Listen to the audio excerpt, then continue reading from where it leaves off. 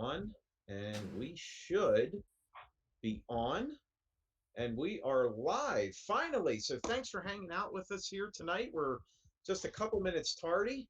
I appreciate your patience, and welcome to the Parker Radio Association April edition of its Elmer Night.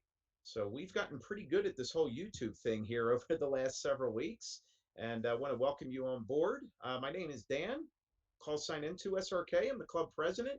Really thrilled that you're here. I'm going to kick it around the room to welcome some of our other leaders here. First on the list is Elizabeth. Elizabeth N1RDH. Good evening. We'll throw it over to you. Good evening, everybody. It's great to see all of you. I hope you are having a wonderful week so far, hump day, and thank you for joining us. Enjoy. All right. Thanks, Elizabeth. Next on the list is Justin, AE2L. Justin, over to you. Good evening. Hey everybody, good evening, and welcome to Elmer Night. Awesome. Well, thanks for jumping back in there, Justin. Good to have you on. And next we have from the K0PRA studios in Aurora, Wayne N0AD. Wayne, good evening. Throw it over to you. Hey, good evening, everybody. I don't know if I'm actually going to show up there since I'm streaming, but yeah, welcome, and you guys enjoy. Oh, there you go. Hey, how's it going? Back Good to you, have you Dan. on, Wayne, for sure. And good, glad you're here. Next is Patrick, AIHC. Patrick, good evening. Welcome. Glad you're here. I think Patrick might be on mute. I8D, does that count? AIHC? He's on mute. He's on mute. Can you hear me? There he is. No, Chrome turned my settings off again. I don't know what. Hello, everybody. Welcome. Glad everybody here, and hopefully everybody's doing great and enjoying the wonderful weather. And now we're here, not in the weather. Yeah. Back to you. Thanks, Patrick. And last but certainly not least on the leadership committee, Ray N0KEG. Ray, good evening. I'll throw it over to you. Welcome. Hey, good evening, everybody. I'll be operating on a remote headset on my back porch for most of the evening because I have to cook the family dinner. But at least I have a wireless headset, and you don't have to see my face that way. Well, thanks, Ray. Glad that you're here. So for those of you who are not familiar with Elmer Night is a concept that we do outside of our monthly meeting within the Parker Radio Association, where all we do is simply a presentation on a ham radio topic that may be geared for introductory, maybe new techs or those that are new coming into the hobby. So that's what our Elmer Night is geared towards. And please use the chat room within YouTube. If you have any questions, we'll be able to pipe those right over to Bill, our presenter. And without further ado, I would like to introduce Bill, W0SUN, and my Shack Cat, who's cutting me off right now. Bill, last week at our monthly meeting, did part one of our presentation on Fun with Fusion, and it had such great feedback. We had to have Bill back this week. I'm going to move my cat out of the way here. Get lost, cat. That's like his nickname's QRM. So Bill last week did a fantastic job, and with all the great feedback, we had to have him back this week for part two of Fun with Fusion. So without further ado, I'd like to introduce Bill, W0SUN, for part two of Fun with Fusion. Bill, over to you. Good evening. Well, thank you very much. Hello, everybody. How's it going? I'm back. Let's keep the momentum going. Let's keep some fusion excitement going. We had it last week and we're doing it again this week. That's pretty exciting.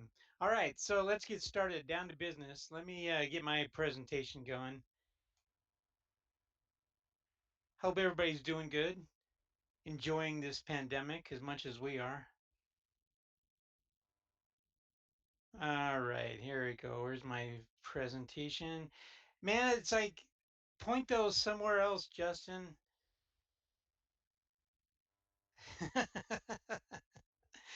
That's awesome. I would love to try and play with that, but I'll be playing Fusion here. Okay, well, we're going to talk about last week. If you haven't watched it yet, you go back and watch part one.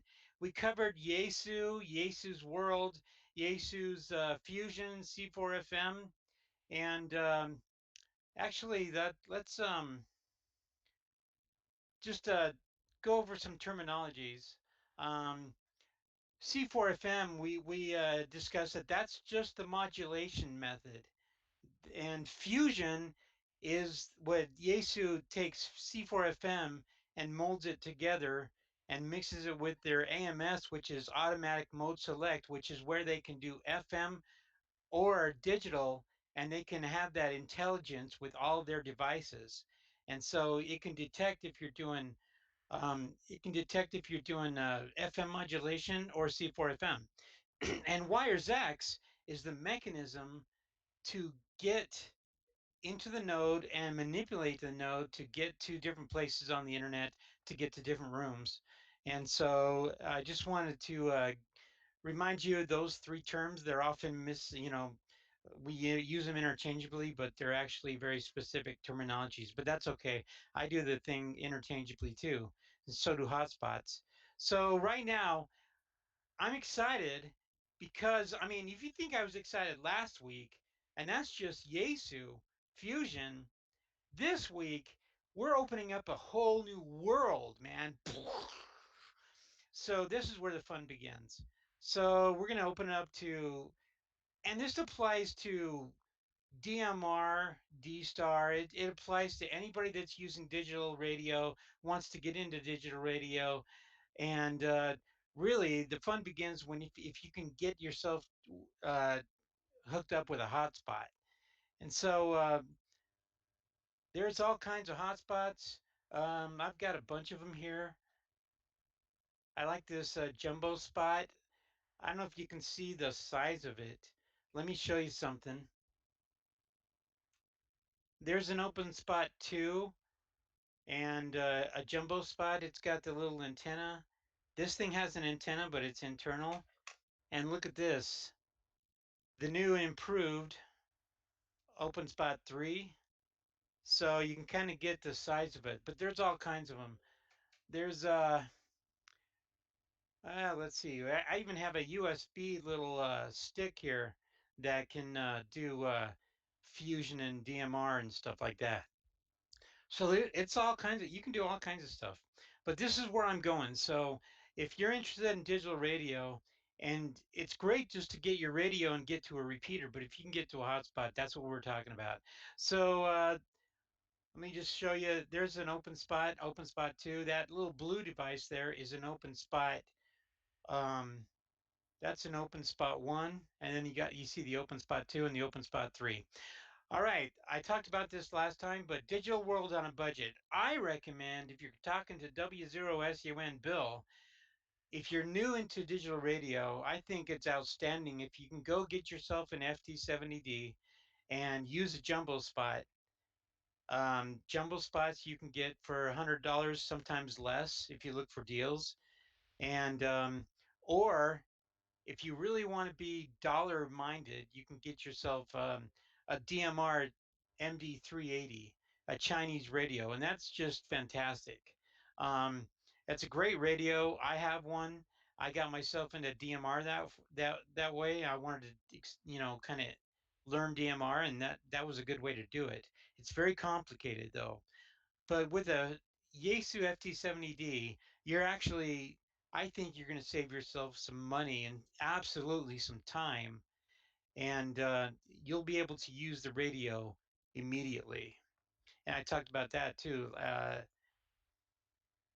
If you really want to go high class, though, these are the two radios that I absolutely love.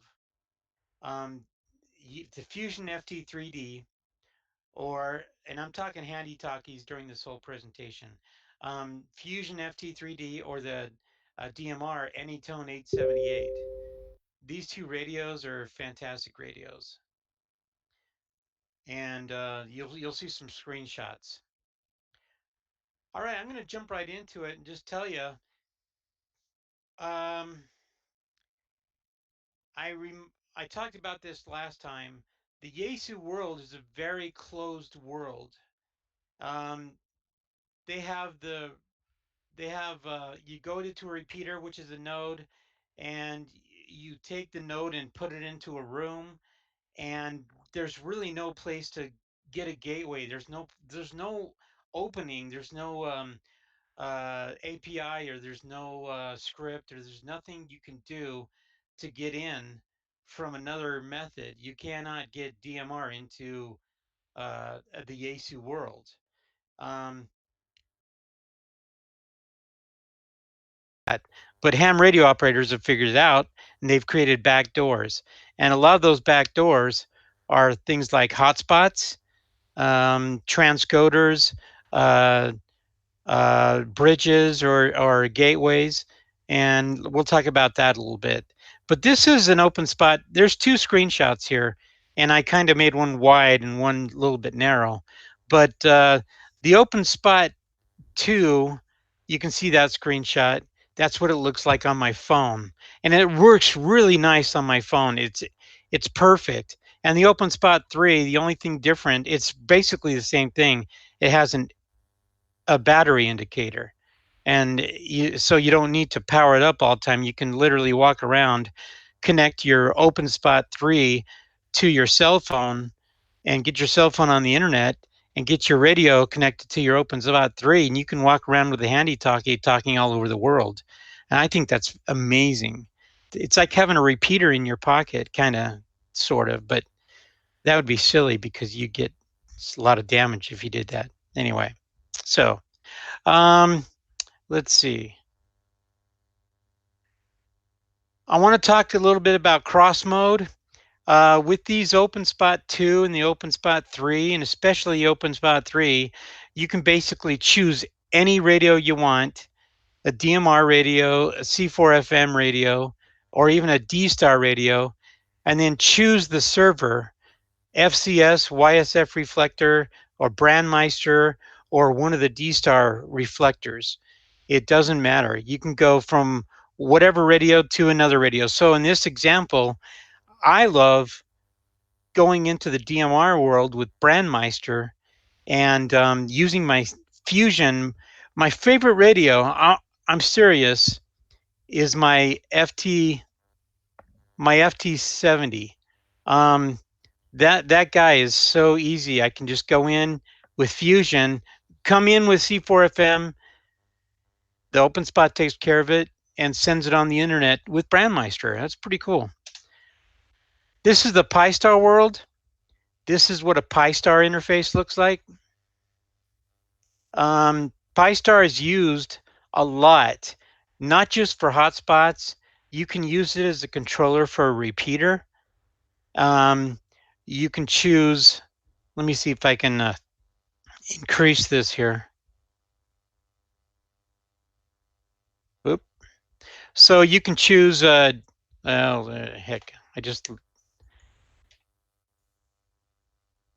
there we go. Okay, so you can choose D-Star, DMR, or YSF. You can actually go cross mode on this one too. I like this one. I really like. I like the jumbo spot for one thing, and I can do DMR and YSF at the same time. It actually has a little receiver, and it listens to both. It transcodes both. Like if it hears YSF, it'll do YSF. If it hears DMR, it'll do DMR. Kind of sounds like how Yaesu implemented AMS with FM and digital. However, it's not amplitude modulation. It's strictly digital. And here's another thing that people often get confused. They think that a hotspot can do amplitude modulate, or I mean, excuse me, amplitude. They think it can do FM analog. It can't. It does nothing with analog at all. Hotspots are strictly digital. All right.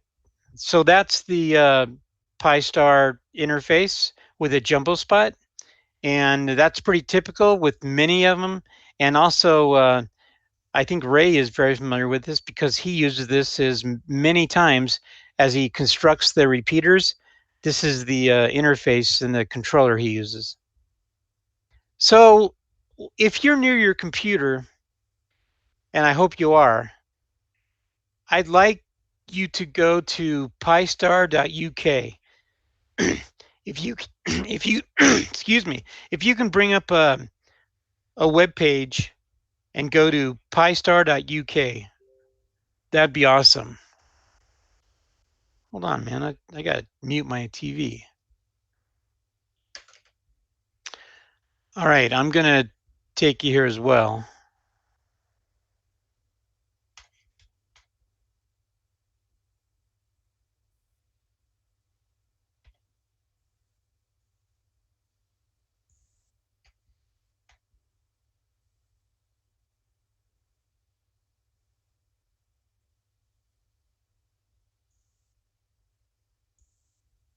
Okay, so now hopefully you can see my webpage, PiStar.uk. Even if you don't use PiStar, even if you have an open spot, this is really good information. For example, I want to talk about YSF and FCS. This is all fusion stuff, YSF and FCS. Let's talk about FCS. I want to talk about the FCS reflectors. So there's basically 5 reflectors, and really I only use 2 of them, but FCS1 and every server, 5 servers, 5 reflectors that have up to 100 modules on the reflector. Each reflector, I don't know how they do this. I got to get a drink. Hang on.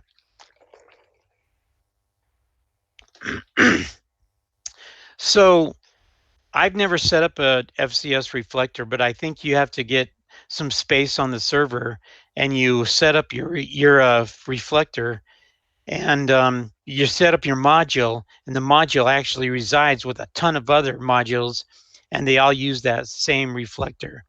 For example, the Colorado Mega doesn't do anything with FCS, but America Link does. And if you go to FCS, I'm going to scroll down, and there's FCS 002. And if you go to scroll down further, so it's FCS 00290. And that is one way with a hotspot to get into America Link. And America Link is the most most used. I'm losing my voice. Hang on.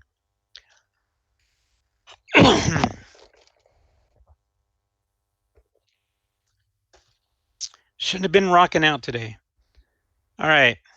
America Link is the most popular room to get in with Wires X. All right.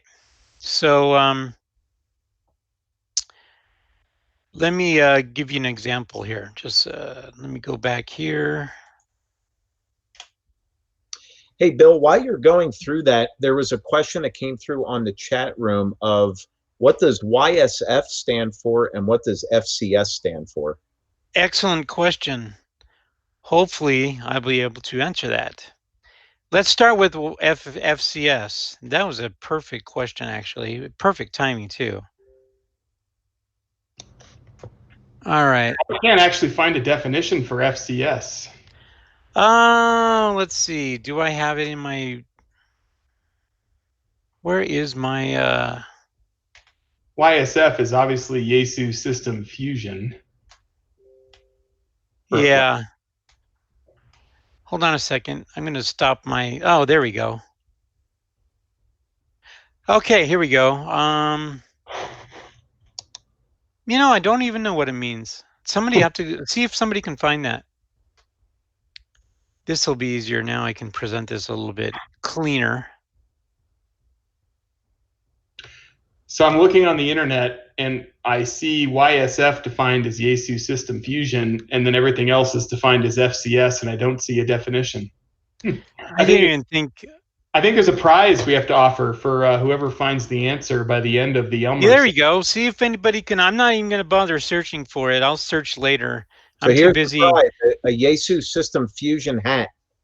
So see if you can find out what FCS stands for.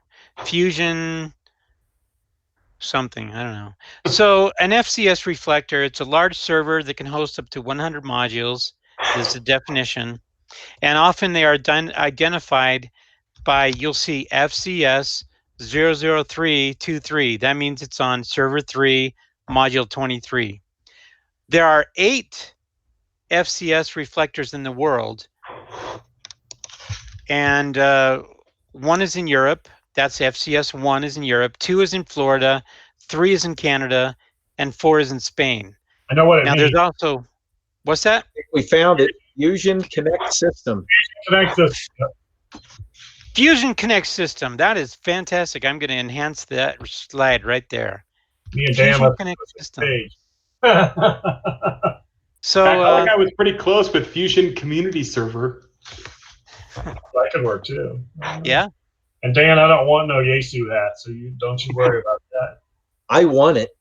Whatever. You won it when you went to You Hamvention. can't win it if you're the one that's giving the prize away, Dan. Don't worry, I got more. Oh God, I donate it back.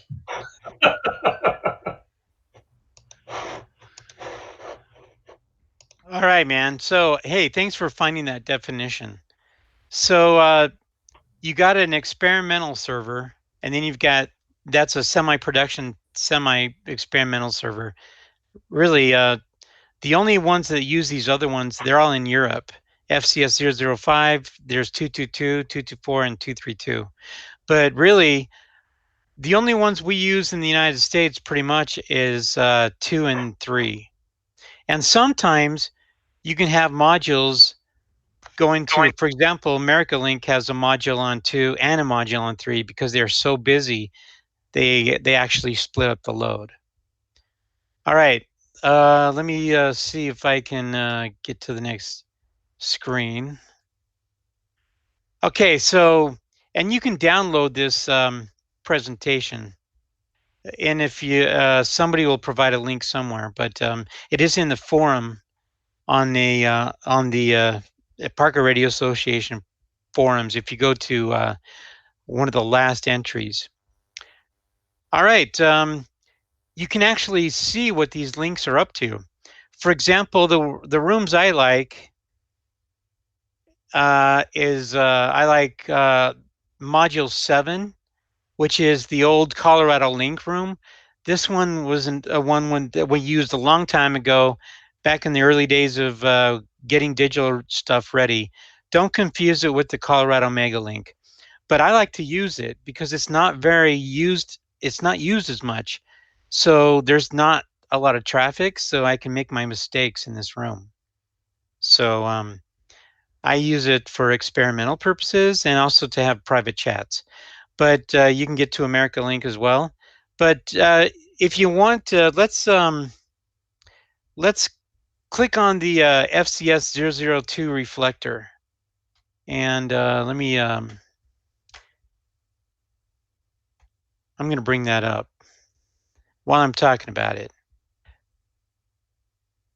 And I'm gonna show you these different methods. And just keep in mind that these are methods that people have come up with to get inside of Yaesu. Yaesu doesn't support any of this.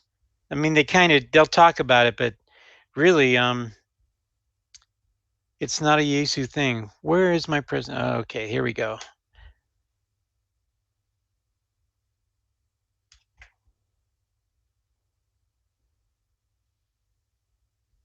Okay, so this is FCS Server 2, and these are all the modules that are happening on this server. There's Rack 2 at the top. There's America Link Wires X. I'm going to do something while I'm talking to you. Anybody have any experience? Has anybody ever used this in the room with me?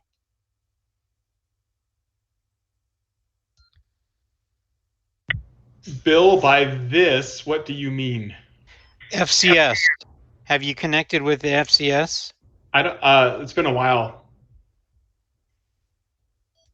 Okay, what I'm going to do, let's if you can monitor this for a minute, I'm going to stop this. Go back. You're looking at me, and I'm manipulating my fusion radio here, and I want to show you something. I'm going into my wires X. So this is you see my wires X node. I wish I could enlarge it, but let's close this little thing here. Hey, there, yeah, somebody's transmitting. So get ready, because there's a delay. So I'm delaying so you can watch me live on YouTube if you know, you can transmit It's going to to a be a test. while if you try to keep up with YouTube. Yeah, I'm not going to. I'm just huh. Okay, there, I am live. Okay, so watch this room. You got here this little, come on. My mouse isn't showing up too good. So I'm in the Colorado Mega Link, right? The Colorado Mega Link. We've got KC0RF node. We've got KC8I node. We've got, hey, there's Justin right there. He's got his FT2D. And then there's me. There's W0SUNGW. So I'm going to take my node out of the Colorado Mega Link room. So I'm taking my node out of it. And I'm using my FT. Watch this on the screen here. 3, 2, 1. Boom! I'm disappeared. Boom. Okay. So now I am in the Colorado Link room, and this room is the room I was talking about. It's got 3 nodes into it. You can see there's a W0SUN gateway node. There's an KC0JIM HRO node, and there's a KC0JIM ND node. And I can tell you just from experience in talking to Jim, the node that's at HRO, you can name these whatever you want. He named it, what do you think he named it? HRO. So that's a wild guess. The Wires X station at ham radio outlet is always in this room. So KC0JIM, Jim, set up the Wires X node, and that's the one we're looking at. We're looking at on HRO. And then the KC0JIM-ND node, that one is at his house. And that one is tied to the FCS reflector module 7. So if that KC0JIM-ND node is not in the room, then there's no gateway. So basically, he has to set up that reflector and have an RF type. He has them both in his room, and when it's transmitting on wires X, he's also got his little hotspot, whatever, to FCS 7, module 7, and every time somebody transmits, it that PiStar kind of thing, that it'll get that it'll intercept that transmission and blast it out onto FCS server. So now, if you will, I'm in this room, and if I go back to okay, let's see.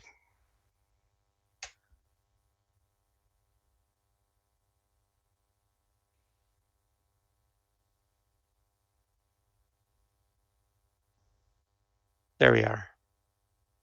Okay, hopefully you're seeing what I'm saying. Can you see America Link Wires X at the top there? You can see that somebody's talking in America's Link right now. No, so you're on the FCS002. Yes, this is what I want you to watch. Now I am going to transmit on Wires X. This is W0SUN testing, W0SUN. And I don't know if you saw whatever pop up at the top there. So Jim's node back at his house just picked up my transmission from the Wires X and retransmitted into the FCS server with module 7, which is tied to Colorado. And many times people are messing around with FCS servers and they say, hey, Colorado, I'm going to go to Colorado, and I'm going to go in that room. And if you're in Colorado Link, if you just sit there like I have, I put my note in there for a day, and I actually had quite a few conversations. So people still kind of use it occasionally, but it's kind of dormant. But I think he's going to do something with it in the future. But I'm just saying, what I'm talking about here is we get two types of information. Number one, the most important thing that I want you to remember is what I'm talking about today is where are people talking? Where are people communicating right now? How do I find out who to talk to? And right here from this screen, we know that America's Link has a lot of activity going on. We also know that maybe somebody's in America ragged you, and somebody in Northeast Florida is talking. And it's sorted from last heard. And if I did a test, it's working because Colorado's up near the top. This is one of the methods I use to find out who to talk to. So, and this stems from when I was in the hospital.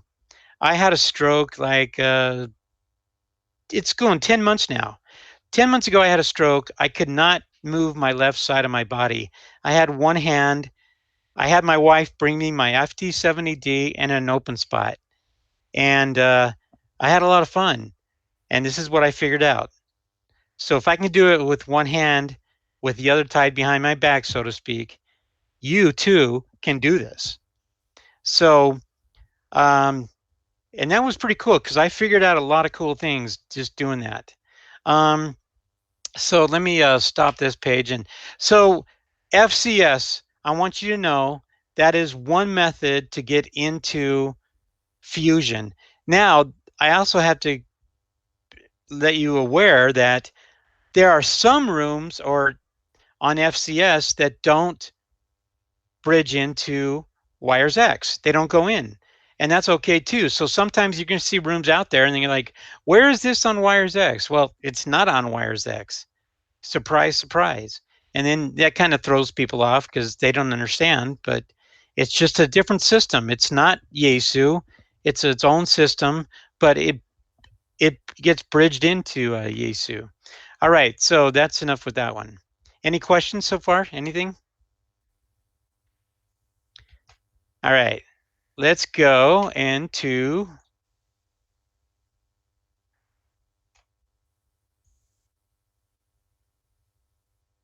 all right. So these are the FCS reflectors. You know about those. You know how to get in. You know what those mean. Now let's go to the next one. YSF. This one is used more frequently, and you can have a lot of fun with YSF. So YSF reflectors can only host, oh, and you know what it stands for? Anybody? What does YSF stand for? Fusion. Yaesu System Fusion. Yeah. Yeah, it just makes sense, doesn't it? But Amen. It's not really. Amen, man. It's not. It's not Yaesu. Even though it says Yaesu System Fusion, it's not Yaesu. This is another method into the back door. YSF reflectors. Keep in mind Wires X. You have a handy talkie or a mobile unit.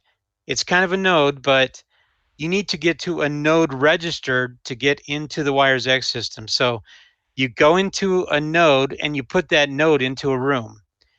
Well, now we're talking YSF. YSF servers each YSF reflector can host only one room. And so every room that you put in, you have to have your own YSF reflector. So then there's not just 5, there's like hundreds of these. So it's one room per reflector. You got to register this, and let's take a look at let's go to PiStar UK. Hold on just a minute.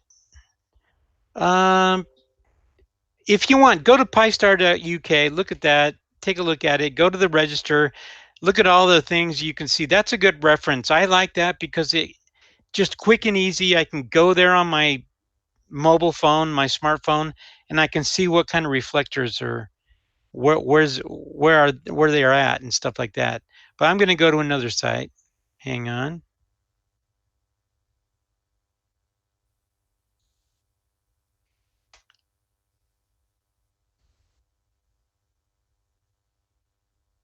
Okay, what do you see on the screen?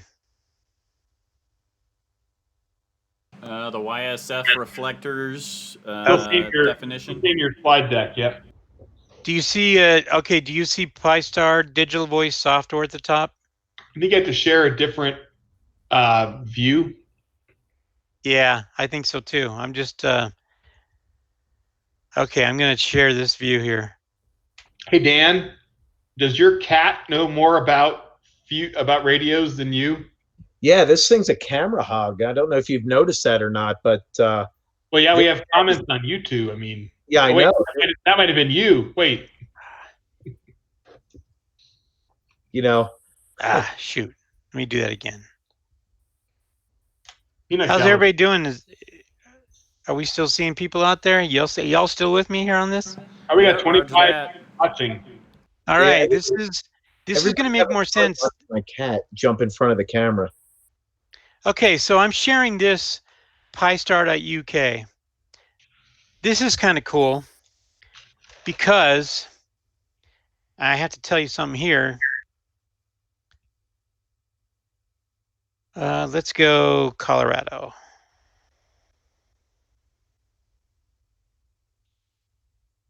Hey, there we go. So I'm highlighting part of Colorado Mega Link. Okay. So what is the WiresX node of the Colorado Mega Link? Anybody can anybody tell me? WiresX node. 40895. 40895. Thank you very much, Ray. Points Here is Ray. node number. It's 23160. So when I first got my Fusion radio, I didn't know there was two different systems here, and they're both 5-digit. There's 23160 if you're coming in this way, and then there's the other one if you're coming in the normal way. So we're going through a back doorway, and we're going to use 23160. Does anybody know why they're using the 5-digit system, same kind of thing? So that way you can dial up YSF reflectors from your handheld on a hotspot. Yes, indeed. Thank you, Justin. Woo! Yeah. Okay. Amen. Points amen, for brother. me. Points for me. Points for you, Justin.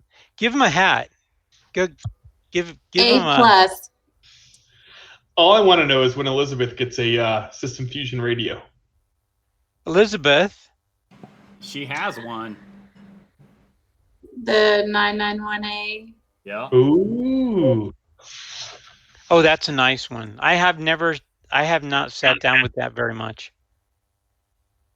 That would be cool. All right, so, and notice that with the spelling still different. If you searched on Colorado Mega, it's easier to search on your radio by doing US space Colorado Mega. And you get actually, these. Bill, that's an enforced convention by the YSF reflector registry. They didn't used to do that, so that's why there are some that are not standardly named. But now, if you sign up for a new reflector, they require you to use your country code when you sign up. So, FYI. Aha, so that's, and I've noticed that too. So it actually has US space Colorado Mega. And I'll show you more about this later, but keep that in mind. We have two different systems here. And it's really cool, actually. It actually makes for a really nice, seamless way to do things.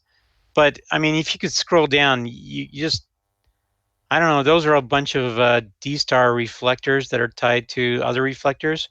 A lot of times, if you're going to be doing some bridging and transcoding, most people bridge YSF reflectors to D-Star reflectors and DMR reflectors.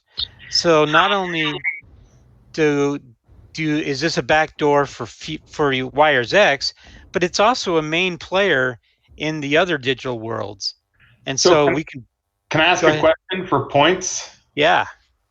How do we connect in our YSF room with the Colorado Mega Link? Yeah, that's a great question. If only our CTO was online.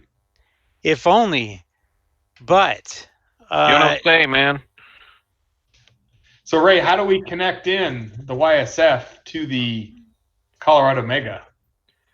Okay, so our esteemed treasurer, Justin, thank you, has donated to the cause his FTM 100D. I think that's the proper model number, right? FTM 100D radio and an open spot 2.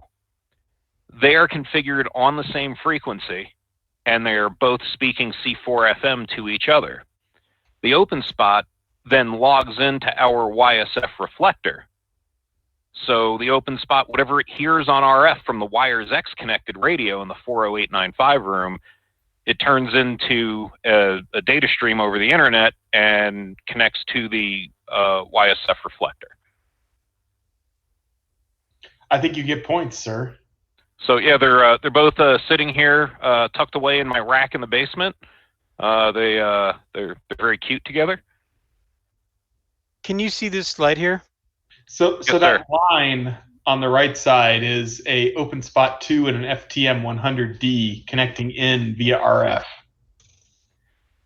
So the back door is RF. Turns out everything with ham radio is about RF. Yep, it is an RF bridge, and actually that slide I did last week, so it's outdated already. Yeah, of course it is. When I rebuilt the volume controllable bridge to level out the audio, I actually changed it to where it's bridging in as C4 FM to C4 FM, and I do the DMR conversion in software later on down the link. Maybe we'll do another presentation one night of how a volume knob for C4 FM to DMR works. Oh yeah, that would be cool. But this is very interesting. This Wires X stuff is just a small part in the whole world. And when you see the XLX 976D reflector, that's kind of based on a D-Star type thing, but it's a kind of it's an all-around encoder, isn't it? Correct. XLX is capable of speaking DMR and D-Star. The most recent version of XLX actually has some very basic C4 FM YSF type support in it. It's in its infancy, it's very limited, but you can actually do YSF bridging directly into XLX. One day when that gets more mature, I dive into the code and actually throw some commits up there to the owner. I might be able to eliminate some of those boxes and just bring everything directly back to the XLX box. But that's a project and a story for another day. So extra points here, if you can remember this, when you're doing some cross mode connecting and you choose your method of getting to the server, you've got a choice of REF, what is it, the X, anyway, you've got REF, XRF, and DCS are the 3 different D-Star modes. Right, just 3. There's 3 of those modes. Then there's this mode, XLX. This is the new one that is more cutting edge, that does all the different, that's the one that Ray was talking about. And so I'm starting to understand that, just so you can start to understand what you're connecting to. And so Bill, so what you're saying is all of this Yaesu stuff exists outside separately, and then what we've done with the Colorado Megalink is connect this whole sort of leg of the octopus into the master reflector. Bingo. Yeah. So if you look on the right, upper right, we've got our Wires X room. That's Yaesu. That's just a little corner of Yaesu. That's it. And then we put a little CO4 FM to DMR bridge, but I know it's different nowadays, but last week, this is what it was. That's so last week. And that's going into an XLX encoder, which is that new D-Star, it speaks D-Star, DMR infusion to some degree, right? And it makes for an excellent encoder where everybody comes into that. And then the YSF reflector, that also is coming into that. But if you didn't do that, you could just do a YSF reflector to Wires X, And that's often what people do. That's all they do want to do. They want to do system fusion, and they have, in fact, I have a lot of friends. I go to Idaho to visit my family up there. They have an entire repeater system all around half the state of Idaho, based on wires X, and they only have one YSF reflector in some guy's houses in Twin Falls, Idaho. And all he does is do that RF bridge going into that room, and that's all. It's if his power goes out, you can't get there from a hotspot. But anyway, but everything else is pure wires X. And so they just have their own little world, but it's actually a big world. It works fantastic. They all link in, and they can get in really fast, and they can move things. They can get into the link, or they can take it themselves out of the link. And so it's a pretty amazing situation. Yeah, and I think, Bill, just to add to that, the reason we call it the mega link is because it is mega complicated. So Yeah. if you're only on Yaesu or only on D-Star or only on DMR, let's just say, forget P25 and experimental modes, it's complicated in and of itself, but bringing it all together is where it gets really mega complicated.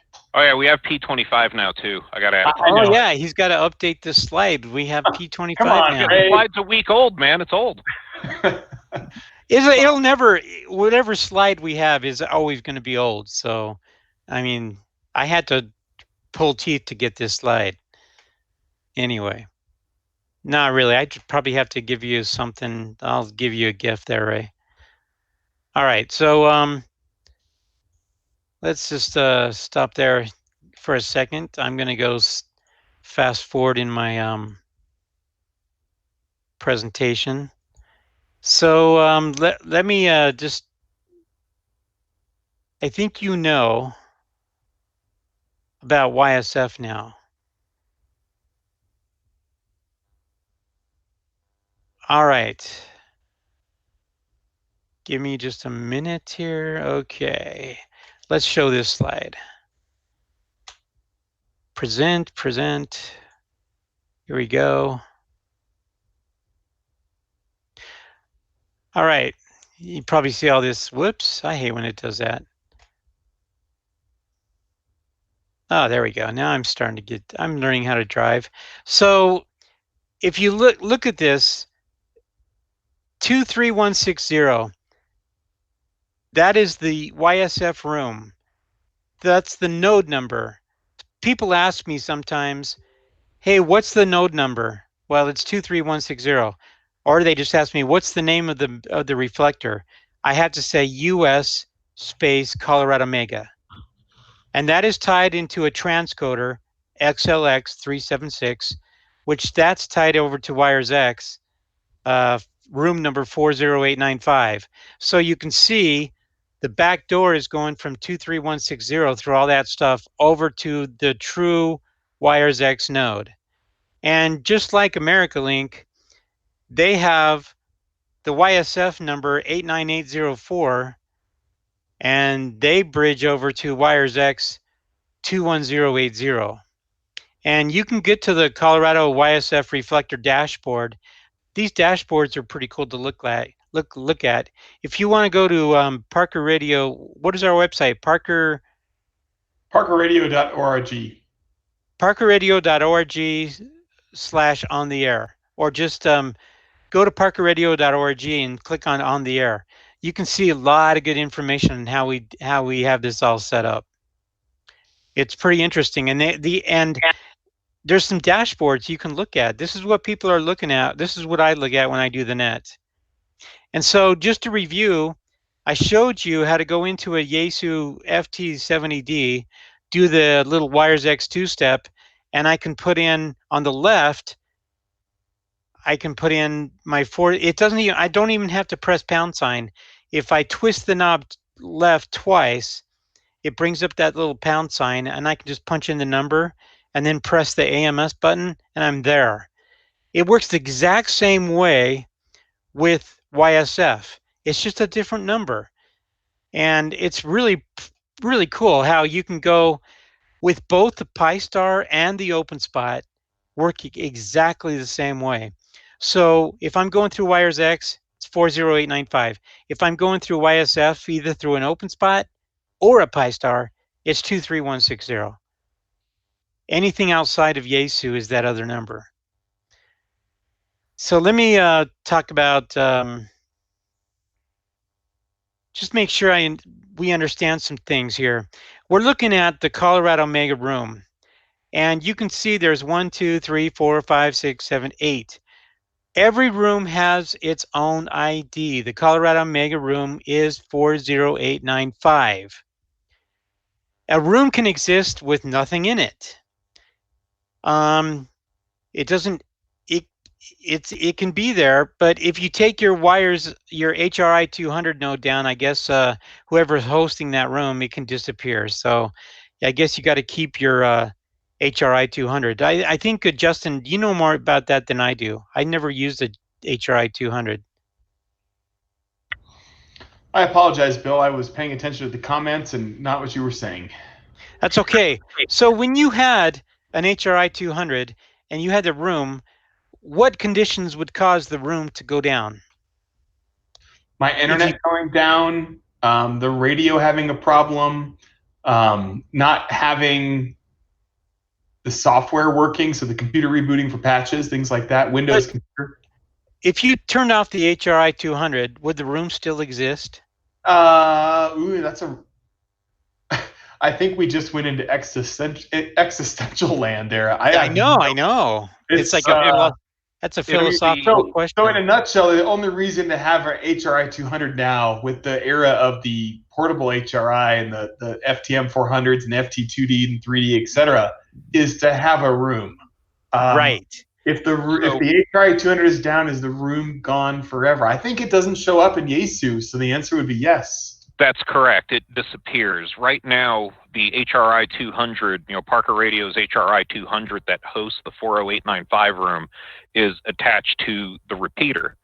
If that repeater should lose power, if the PC that's hosting the room, it's running the Wires X software, should go down, reboot, whatever, or if internet at the repeater site were to be lost, then that room disappears. There you go. That's what I thought.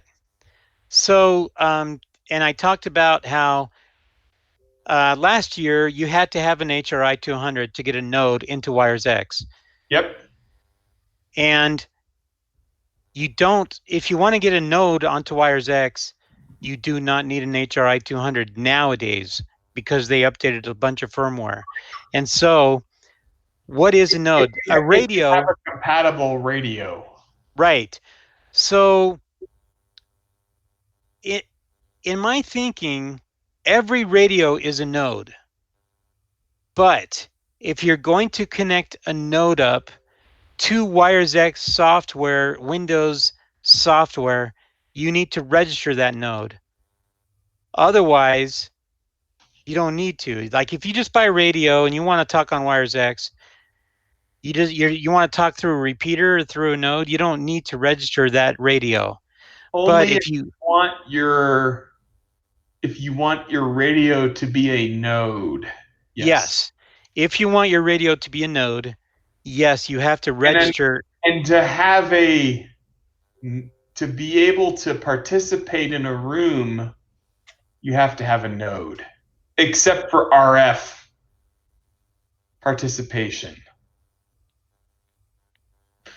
So if I want to talk on System Fusion, I can use just my radio connected to a repeater or a node. But if I want my radio to be a part of System Fusion, I have to have it registered. Maybe? No, and I'll explain this. Okay.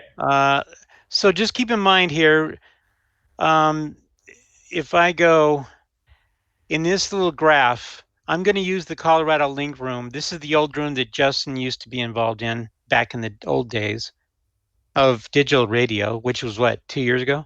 Anyway. We're still in the old days of digital radio, I feel like. So I like this room because I experiment. So there's a radio over in Denver that wants to get into this room. There's a radio over in my neck of the woods that wants to get into the room. So I'm going to use my node. But my radio, you could argue that that's also a node, but it's not. It doesn't. It needs to have a registered node to get into the room. So an HT has to use a registered node to get into the room, whatever room it wants to talk to. So, and the other guy in Denver wants to use the KC0JIM HRO node over in HRO, and he's going to put it in that room too. So we bring up our little Wires X radios, we hit the Wires X button, and then we can put that node into the room. So this is important. Can you see this? Now, once we issued the Wires X command, we put these two nodes into the room that also has a room ID. So now we can talk to each other. Now there's another repeater out there, K0PRA repeater. If somebody wants to go through that, they can also put that into the room. And we've just established a little linkage, and we're not even on the Colorado Mega room if we want. We can go in another room and do that with a repeater. A repeater doesn't know it's a repeater as a node. It just thinks it's a node. So you can take a repeater and you can take the node into another room. So I don't know if that's important to understand how that works. Anybody have any questions? So let me say, now that you're doing that, look at this graph. Look at this picture here. Not the graph, but the picture here. That was a mistake. Hold on. I'm trying to make it larger, but it's not cooperating. Okay, this is the best I can do, I think. Okay, so if you can show me, I am in the top one. I've got 3 nodes in the Colorado Link room. I've got mine and 2 of Jim's. Well, let's say we went into a different room. Jim also has a room that is never being used. Nobody's in that room. It's just sitting there because he has the Colorado Link room. So I went into KC0JIM HRO Denver room, and I brought HRO's node into it, and I brought my node into it. And you can tell me how many nodes are in that room.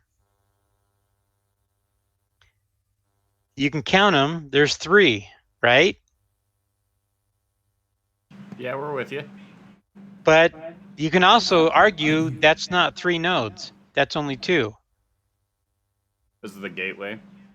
No, the gateway is just my node. I just call it a gateway because it's out there listening all the time. Oh, gotcha. So you can call a node whatever you want, by the way. Yaesu has guidelines. They tell you to put a -ND, and this is just a guideline. If you're going to bring up a node, do a -ND. If you're going to make it a gateway like me, do -GW. If you're going to make it a repeater, do -RPT.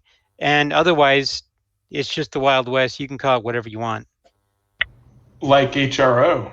Like HRO. And so we are sitting inside. You can see that W0SON is transmitting through node number 50410.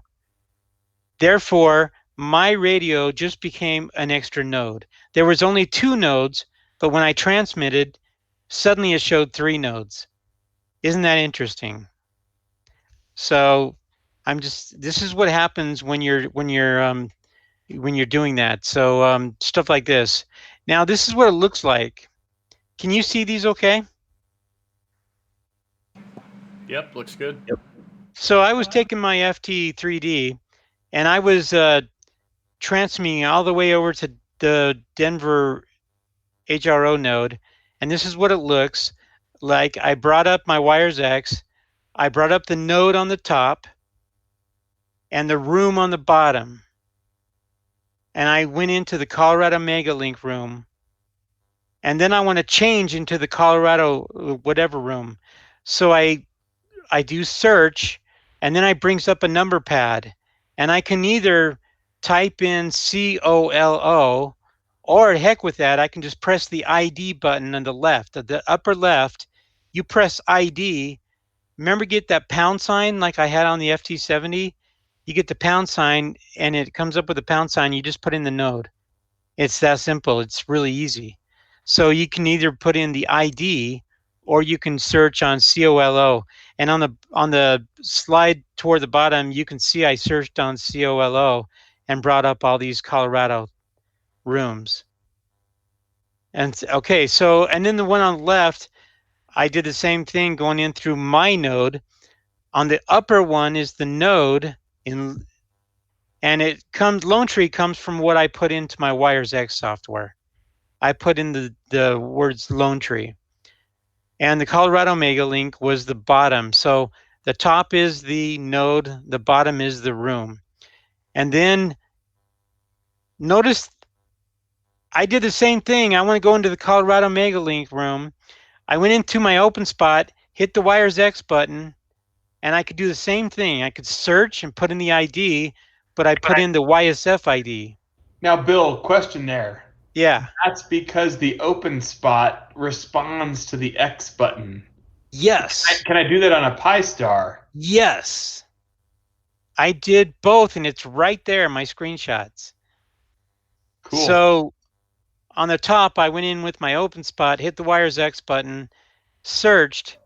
I had to scroll down for YSF dash. It just looks different. It looks different in OpenSpot than it does in PiStar. Look at the difference, man. It's like OpenSpot, it shows up US Colorado. It's kind of funky. It doesn't match each other, which is very unfortunate, but it still works.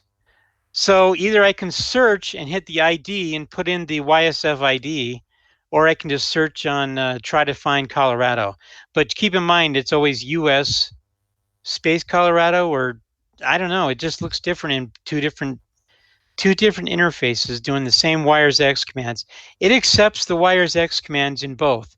The only time it doesn't, if I use a PiStar and I want to run DMR and C4FM at the same time, it doesn't like my WiresX commands. It's like maybe I can get it to happen 1 every 10 times. It just doesn't like them at all. I have to get out of the DMR stuff, just do YSF only.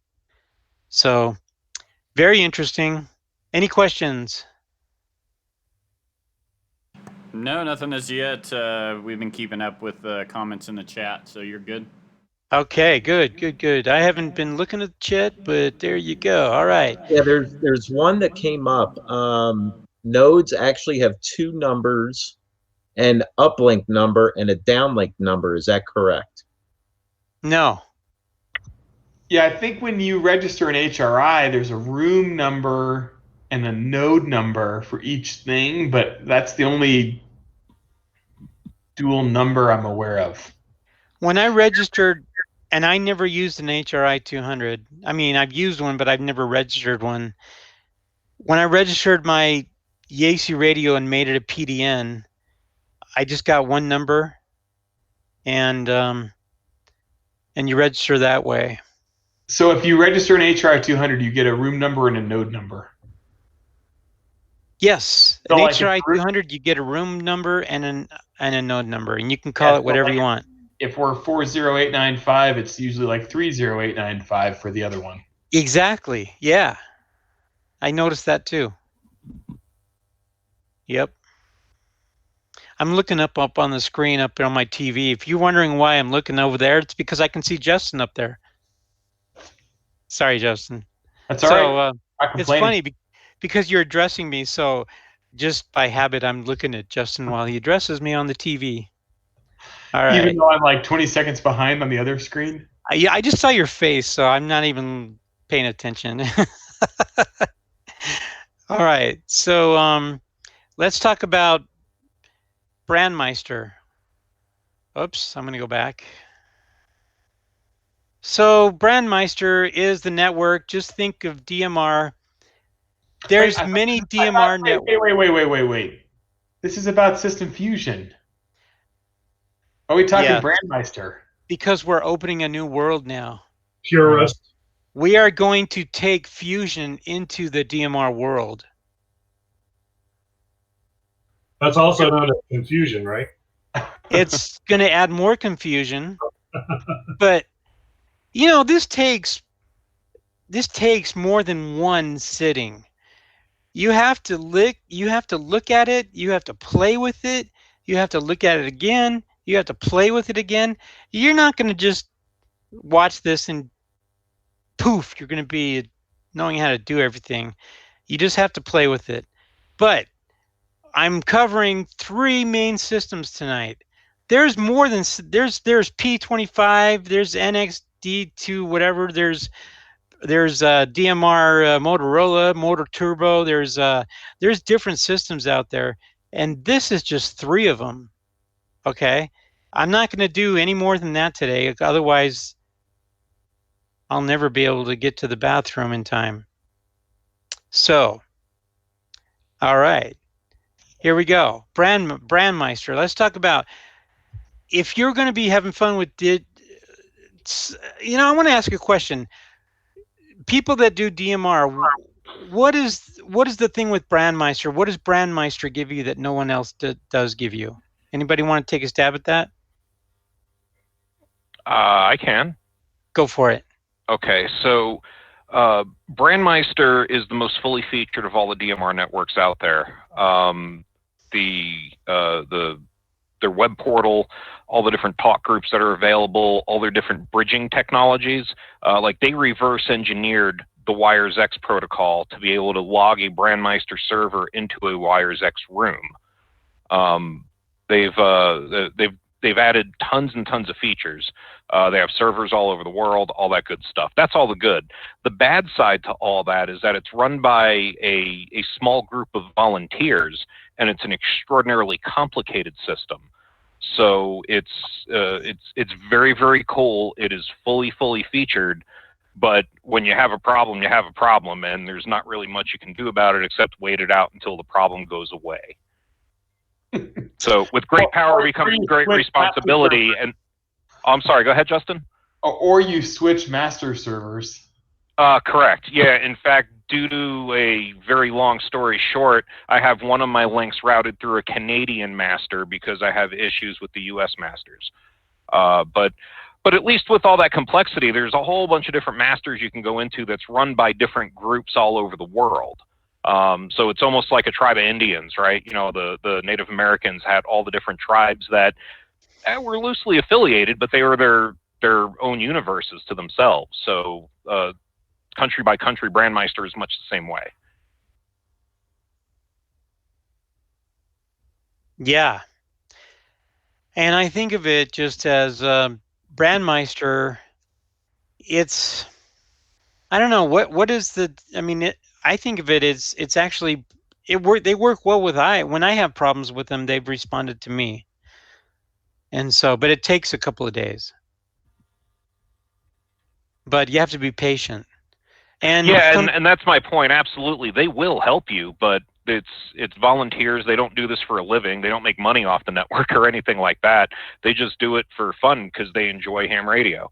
Right. So when they get to you, they will help you, but might take a while because they have lives, they have kids, they have jobs, they have 800 other people also having problems. So now, how do you tie Brandmeister into, like, how does that relate to the other DMR systems? Are they tied together at all? They can be. Certain talk groups are bridged amongst networks. So like 310? Yeah, like 310, they run a piece of software called a C bridge. I think they use C bridge on that one. To bridge that one talk group between multiple different master server type systems. And that is why people a year ago, or less than a year ago, were hanging out on TAC 310, and it was bridged over everywhere, so they tried to put a stop to that. Yeah, absolutely. So 310 was bridged amongst numerous networks. You know, obviously DMR Plus and Brandmeister are the big ones. There's tons of other little small homebrew ones out there people have popped up all over the world with. And then on a lot of people's repeaters, they would put 310 as an always monitor talk group, a static talk group. So somebody goes and Kerchunks 310, you probably lit up thousands of repeaters around the world with a Kerchunk. And if there was another call going on one of those repeaters, it would cause interference to that call if you did it at just the right time. So yeah, there are just way too many people Kerchunking TAC 310. So they had to change the behavior of that talk group. Right. And so that makes it a little bit more clear when you know that was the main call place. It wasn't meant for a hangout place. Let's just put it that way. And so, real quick, just let's talk about the Monday Night Digital Net for a second, if you don't mind me taking a detour a little bit. But it's related. Fine. So if I was back, 3 years ago when I kind of first got started on digital, I had D-Star, and I used to listen on Sunday, and there was this big D-Star net, and the way you checked in on D-Star on this big net on one Charlie reflector was to Kerchunk it, right? You would key up, and it would transmit all your info onto the network, and the net op would see your call sign, and you would be registered, and you're on the net, and you're checked in, right? You didn't have to say a word. So talk about the difference between that D-Star, especially given that we've got a linked mega reflector with multiple different people that are used to different types of transmitting, where we've got DMR, D-Star Fusion, and by the way, D-Star and C4FM are both legal for not saying your ID for ID sake, but Brandmeister is different. So if I want to key up a repeater, I have to Kerchunk it just to see if I can connect to it, and then maybe link up a room. So a lot of times, when someone's net control on the Monday Night Digital Net, they might see someone Kerchunk the repeater, but that might just be because they're linking a talk group, right? So, don't want to get you too far off, but maybe, Bill, you could touch on that a little bit in the context of the Monday Night Digital. That's true. I've noticed that the way, at least for me, when I want to enter a talk group on DMR, and I'm talking, it doesn't matter if you're a DMR radio, if you're coming in this far. Once I put in the talk group, it kind of Kerchunks, it puts a little blurb on there, and you can see my call sign on the screen just for a second. And that's to be expected. We're going to have to understand that. Same with DMR, D-Star, Fusion, C4FM, Wires X doesn't do that. But I just think that that's just the way it works right now. Would you agree? Yeah, so I think the big takeaway for since it's Elmer night, right? Like the idea behind DMR, and Ray has mentioned this in multiple formats, DMR IDs have nothing to do with your FCC registered call sign. So when you key up on Brandmeister, you're not legally transmitting a FCC ID. So if we only had a D-Star system, or we only had a Fusion system or Wires X system, you wouldn't actually have to ID on the digital network because your ID is transmitted as part of the packets. But on Brandmeister, if you don't speak aloud your ID, you're not legal with the FCC. Now, I'm not sure they're policing our Monday Night Digital Net, but with as popular as we're getting with over 150 members, you never know. Yeah, there's many times I'm on a DMR radio and there's a new user that comes on, and he just registered, but I haven't downloaded the new database to my radio. I don't know what his call sign is unless he tells me. Right. And that happens with a lot of people all over the place. So Can I give you a hint there? Yeah. Huh? The dashboard on XLX 720. Now, granted, this only helps you if you're in front of a computer. The dashboard on XLX 720 does all of its ID lookups for DMR IDs off of a master database on the internet. So as soon as an ID hits the database, it will show up in that dashboard, even if it may not be showing up on your particular radio or a D-Star reflector somewhere, or some other machine somewhere. So 9 times out of 10, if you're trying to find somebody's call, if you look at the XLX720.parkerradio.org dashboard, you'll get their ID. you'll get their call sign. Well, and I think for Randy's purpose, K0TNG, since I love the idea of identifying on an analog repeater for ID, which is a topic of we all know what that is for me, AE2L here for ID.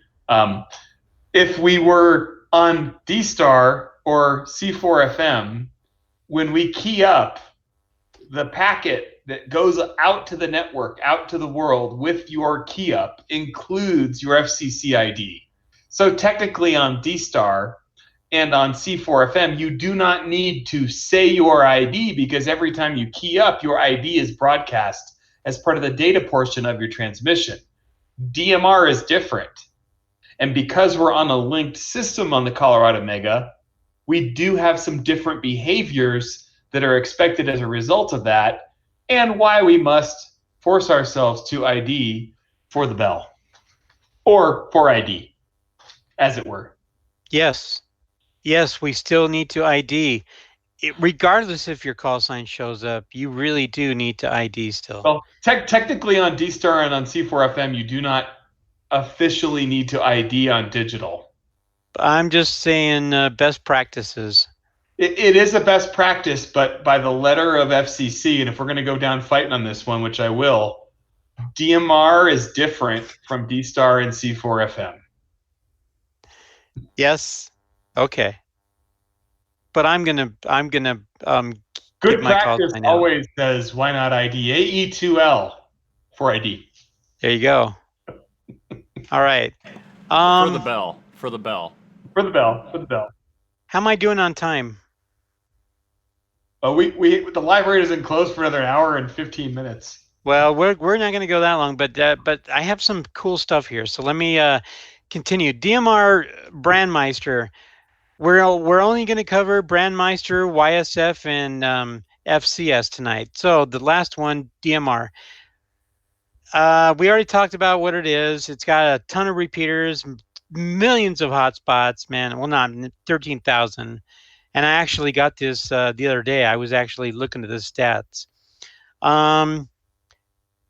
It's the Mega Reflector is accessed through talk group 310759. And the Parker Radio Association has its own talk group 310844. We use these two talk groups, get to know them. We use 310759, the Mega Reflector talk group, and we always put that on every single DMR repeater that we use, Parker Radio Association sponsors, as time slot 1. And time slot 2 is the Parker Radio Association talk group, 310844. So that means, remember how I told you about that bandwidth? And the neat thing about DMR is you get 2 different time slots. You can have 2 different conversations at the same time, just because of the type of modulation that they use. If you don't know what I'm talking about, go back and watch slide presentation 1. Okay, so, and amen, brother. I have to say hallelujah for that. And I'm going to give a big amen for DMR right now, because I really do like DMR. And I like this. However, I'm going to hear you. If you don't want to worry about that, you want to get a hotspot, you don't have to worry about time slot 1 and time slot 2. You can just put everything on time slot 1. It doesn't matter. Hotspots don't worry about that kind of thing. Okay? Okay, that's all I'm going to say about that. DMR radio, master servers. There's 3 Brandmeister master servers. Think of this as like they had those 5 FCS servers. Well, there's 3. Well, there's actually there's a bunch of them all around the world. There's tons of them. Every country has 2 or 3 or 4. United States holds everything on 3 master servers. So when you connect, you have to connect to a master server, 3101 or 3102 or 3103. Once you connect to that, you have a choice of entering a talk group. And this is the way talk groups are kind of designed. You've got worldwide talk groups in the 90s. You got Europe in 92, North America 93. Then you got the countries. I'm not showing all of them. I'm just saying, if you can see my slide, I'm just showing you some of the ones, mostly English speaking. And United States is 310. Think about that, 310, kind of talk group 310. But we actually have a lot. So we're talking about these TAC groups. All this terminology comes out of the commercial radio service. They were doing DMR and P25, and they're still doing it today. And they're migrating people into Project 25, P25, and they're migrating people into DMR. And ham radio world took that cool technology, and we shoved our ability into a DMR radio. It's like putting a round peg through a square hole. It doesn't fit, but it kind of fits. But once you get it in there, you can start having fun. Talk groups for the different states. Utah has 3149, and then you start seeing talk groups very similar to that number. For example, Colorado has talk group 3108. If you go to talk group 3108, it's Colorado wide. You can talk to people all around Colorado. And they used to program radios, so you really didn't have a choice. You look at your radios, and you just say, "I'm going to go to Colorado." You go to channel 2 is Colorado, channel 3 is West Coast, channel 4 would be something else. It wasn't really designed to sit there and enter things in like a regular ham radio. Colorado, let's see some cool ones here in Colorado. I like the Ski Country ARC, the Amateur Radio Club in the Ski Country area, 31085. That's tied to the Vail Mountain Repeater, 146.61. It's also tied to near Summit County Rifle. There's 2 repeaters that are linked, and now you can get into those linked repeaters through this talk group. It's pretty cool.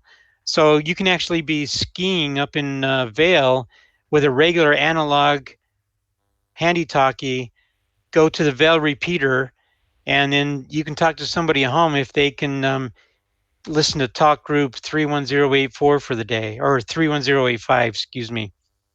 Again, the Colorado Megalink, you see those talk groups, and the PRA obviously has a 310844. When I see talk groups have 3108 something, something, something, I automatically in my mind think Colorado. Something's going on with Colorado. That's pretty. Oh my gosh, hold on. Somebody's talking on my radio. So Alabama, let me just give you some other cross-connect systems. Alabama Link, they are connected to Fusion, Wires X, and Talk Group. CQ UK is a really good one. They have Talk Group, DMR, and they have Wires X. I like that one a lot. But and then the TAC channels. Let me just tell you about the TAC channels. Back in the early days of DMR radio, when they did commercial radio, these were kind of like the simplex frequencies. These were like the 14652. These were the call channels. So these were the channels that you go and you say, "Hey, call me on channel 310," and then you go to another channel, or "Call me on 318," then go to another channel. Or maybe you could have a conversation on TAC 310, but they always called it TAC 310 or TAC 312, and that terminology still exists. And so I don't know exactly why. It's the Motorola type terminology that they use, so we just use it too. Anybody know why they call it TAC? No clue. Probably the same thing I'm talking about right now. Okay, so I don't feel so bad. So just know that it's radio speak with this digital radio. Okay. I already showed you where the action with. Oh, this is going to be fun. Oh. All right. You're howling. Yeah, really, it's the howl time, isn't it? Wow. Hey, it's 8 o'clock, man. Yeah, Go 8 o'clock howl hour. Hey, at least I didn't do the 7 o'clock. What is it? Clap and bang pots or something? Alexa, can you howl?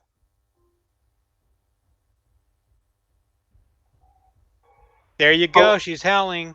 We didn't hear it, but Alexa, buy milk. Alexa, stop. She started howling. That was pretty cool, man. She can howl. That's creepy. That is creepy. All right. So I will tell you about talk groups. Let's go to this one link. Let me show you app.brand. Okay, let me just show you here. Hold on a second. This is the neatest thing in the world. So you're on your hotspot, you got your Fusion radio, and I'm going to show you a little demonstration here in just a minute. And I'm bringing it up, just give me a second here. I got to go share it.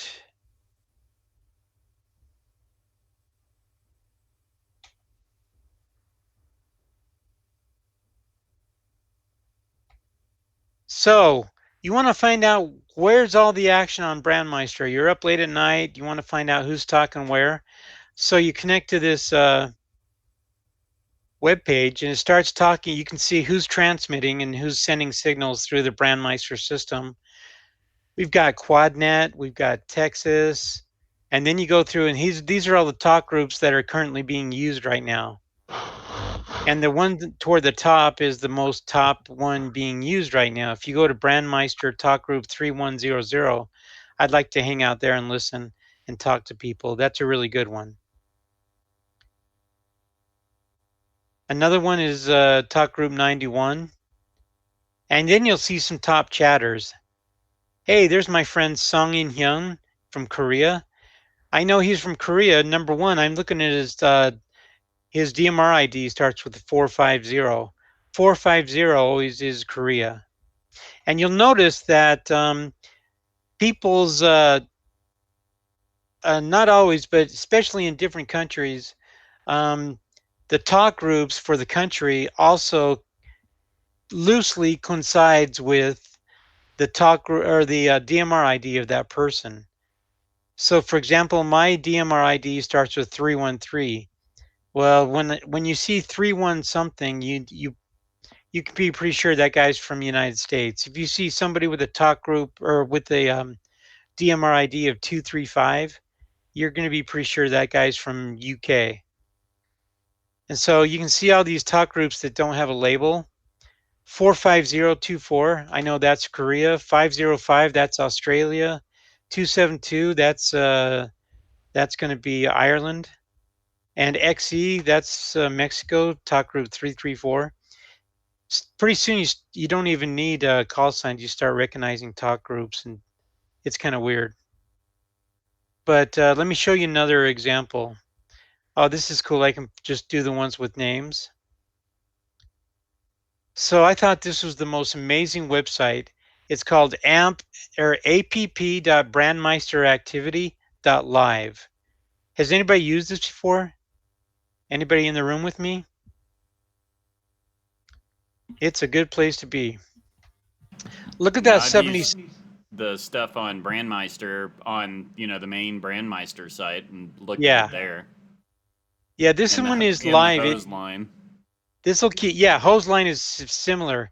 This one is live. It'll show you all the live stuff. Now, it shows you a little different angle, but let's look at hose line. Hose line is a great place. I'm going to stop there for a minute. I'm going to disconnect and just leave this on the screen here for a minute. I'm going to stop sharing this. Hello, everybody. Let's take some live demonstrations here real quick. I'm going to share my hotspot.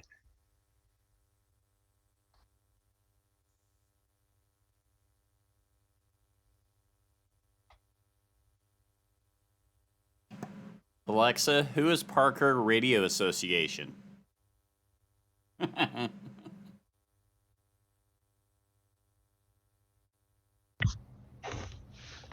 What was the answer, your daddy? No, when people play it back, it should be, should be interesting. Alexa, how do I join the King Supers program? Right? And make Parker Radio Association. Did we ever get our money from them? There's an interesting story there, Patrick.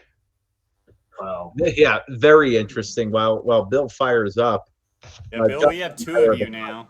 the summarized version, other than we're getting the skids. But go ahead. Quick version. First email I got said, "Congratulations, here's your quarterly rebate of $54,245." So after I picked my phone up off the floor and got up off the floor, I texted Justin and said, "Is this right?" Because my chest, I'm having a heart attack, I think. And so Justin and I talked for a couple minutes. I then emailed King Supers and said, "Hey." Well, first off, we did the math on could it be possible, right? Yeah. Thanks for the email. Much appreciated. Just wanted to confirm this number. And within like 5 minutes, they're like, "No, you're getting $645. Which is still fantastic, by the way. Absolutely. I'm very proud of the club members that are using it, because that right there shows you they're either a bunch of cheap people or they didn't hoard. Probably the cheap ones, but Yeah, we were hoping, 54,000 would have gone a long way to funding the repeater committee's initiatives. Up with Parker Pen Company or something. We could have bought the mountainside. Catch that quick. Well, that's good, but that still pretty much puts us on track for. We had 6 more households. We were up 42 to 48. Oh, cool. But that doesn't. I think we're gonna see a spike next check because of April with everyone shopping instead of eating out. We need more people on that. Patrick, there's the thing we keep doing at every Elmer committee, every Elmer night where we take over Bill's presentation on YouTube Live and talk about the King Supers program. You go to kingsupers.com, you search for Community Rewards BT97 BT. What is it? I vote that the first in-person meeting that we have after all this cleans up, that we have a get on the King Super station at the meeting. You can go sit down. We'll show you how to do it. Hey, we'll get a bunch of laptops and everybody can sign up. Right? But still, though, I mean, seriously, though, $700 a quarter, essentially. Dude, right. That's our biggest source of funding this year for the club. So thank you, everybody who's doing that. It makes a big difference. And we were hoping for 54K, but we'll take Fusion. I hope you screenshot that. That's pretty cool. Well, you can only get the email once that says, "Congratulations on your $54,000 quarterly check." Did you get a corrected email? They sent a correction very quickly. Oh, yeah, that's funny. You know what, though? I'm impressed with them, though, that through all this stuff that's going on, that they are still paying that out. But that just goes to show you that they're, for whatever else they're getting blamed for, that they're doing all right by the nonprofits and stuff. So and we love Kroger Corporation here at the Parker Radio Association. I've been doing my part, man. I go to the King Supers like twice a week. Thank you, and thanks to your XYL. Yeah. Hey, I found flour yesterday, Justin. I thought of you. Congratulations. Yeah. Hey, Bill, let's send it back to you for your presentation. Okay. All right. I just went back into the Colorado Mega room. Okay, there you go. All right. So can you see me? Am I on now? I took a crash there for some reason. But I'm back, right? I am back. Yep, you're good. Good. Let's try to do this again. Before we do that, I'm going to get rid of some websites.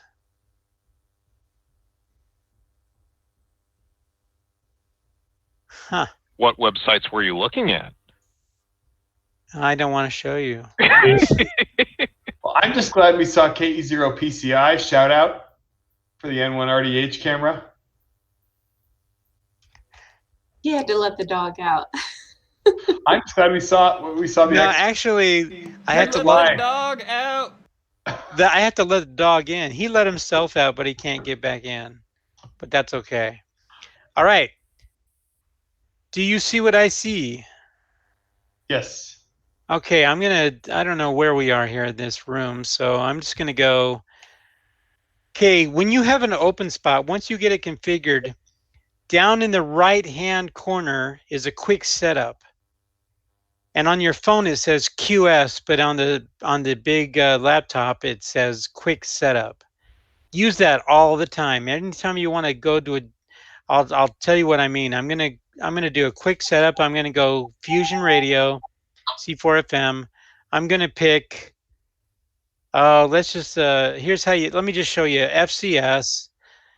And you don't know what FCS is. Let's just go down to here's how you find it. 7. That's what I told you. The Colorado link. That's module 7. But the funny thing is, it's kind of weird on different interfaces.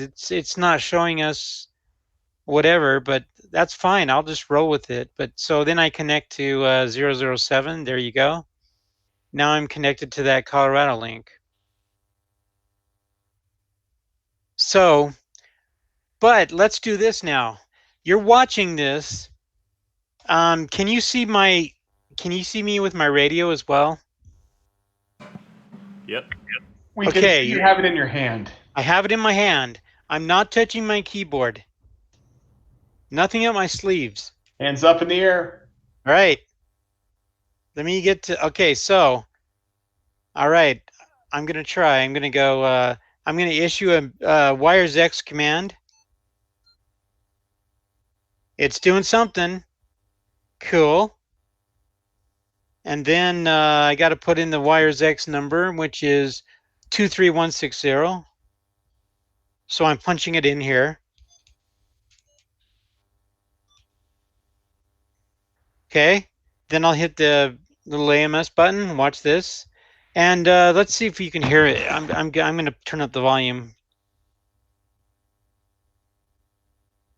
Okay, here we go.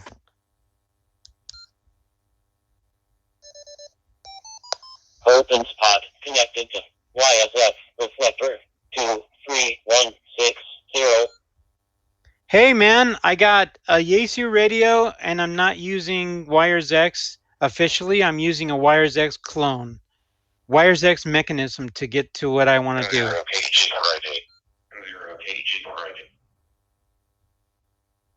This is W0SUN doing some testing. Cool. All right, man. That's E2L. E2L on NGOKG double. good grief. You guys are double. Okay, so that's pretty cool. Now, that's pretty amazing. Let's do something else. So now if I want to go to the DMR world, right? So I'm going to do the quick setup again. I'm going to hit C4FM. I'm going to choose, well, I can choose YS. Let me just choose YSF reflector really quick, just to show you what it looks like. I already went into 23160. I did it from my radio. I can do it here if I want. This is the way I used to do it when I didn't know what I was doing. I had to go, hey, man, it's not listed here. It's really hard to find. Can't there be a better way? Please, please. This really sucks. Anyway, that's what I used to think. Until I figured out that, yes, your wires X commands really do work. Okay, I don't want to do that. I'm going to go into Brandmeister. So what we do is we want to go to C4FM to DMR radio, right? To Brandmeister. This is the easiest, best way to do it. Use your quick setup. Get familiar with it. So pick my C4FM server, my radio type, my module type. Hey, hi, there's RF. I'm going to choose the Brandmeister. Okay. All right, now, this is cool. I want to give you a big tip from Bill W0SUN. This is a big tip. It's going to save you some headaches. I like to put talk group 4000 in here. 4000 is the disconnect command. It's also a talk group. So usually when you program your radio, you put in a talk channel, a group is 4000, then you can disconnect. So just keep that there. I don't even put anything else there. You can search on a different talk groups. We're on the Elmer Night live YouTube right now. Yeah, John, I can hear you. So we're all talking about So I can definitely search a different talk group if I want, but just as a really nice tip, you don't have to do it this way, but I really think this is a great way to do it. So I'm just going to leave that at 4,000. Leave it there.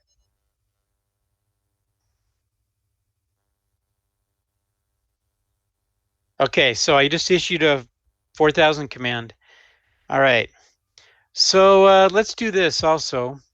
While we're there, hang on just a minute. I'm getting something set up.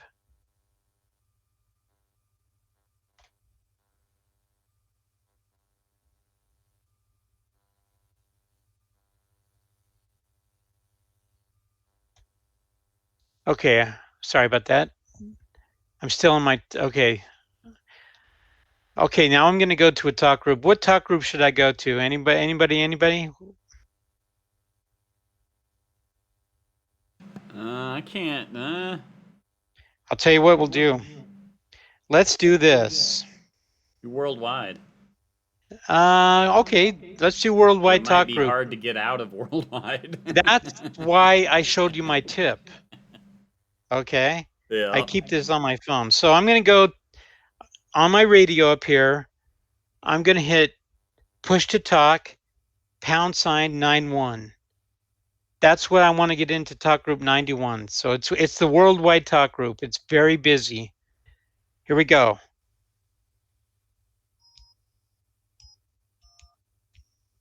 Are you watching the screen?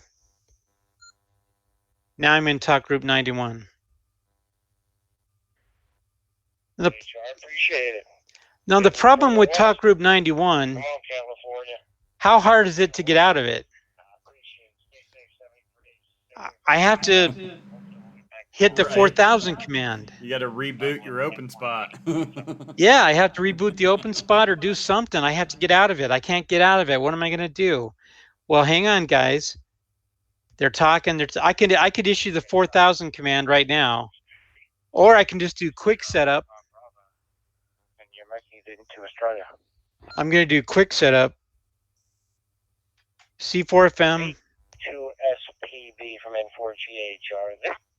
Now I Brandmeister. made it a little farther than around the block. Guess what? There's my 4,000. Coming back. Goodbye, guys. Poof. Connected to Brandmeister 3103 linked dynamic talk group 91. There we go. I don't have to wait. Comes in handy, and I keep that on my, I don't do this on the laptop typically. I have it on my phone. So I just do like 1, 2, 3 buttons, like maybe 4 buttons, and then they're gone. Let me go. I actually heard some commands over here, Bill. Did you? I did. Like, I heard the open spot talk on my end. really? I did. How awesomely cool is that? It's Wow. very cool. Wow. It's a good thing that I don't know if I ID'd or not. Oh my goodness, I didn't have time to ID. But I can go to any talk group in the world. Let me see if I can get to really quick.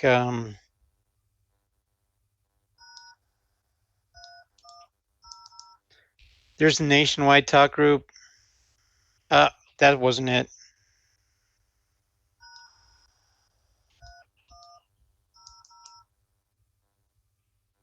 One thing okay, that's the nationwide bridge, talk group 3100.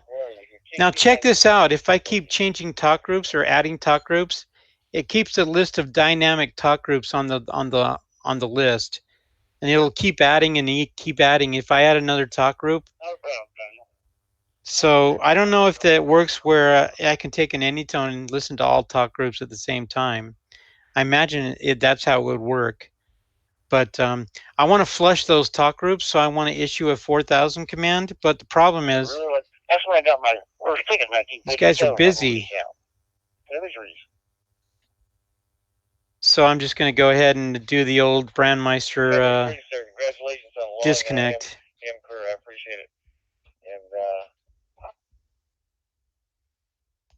And connected to Brandmeister 3103. Okay, let's look at something else here. I'm going to bring up one more thing that I really think is the coolest thing in the world.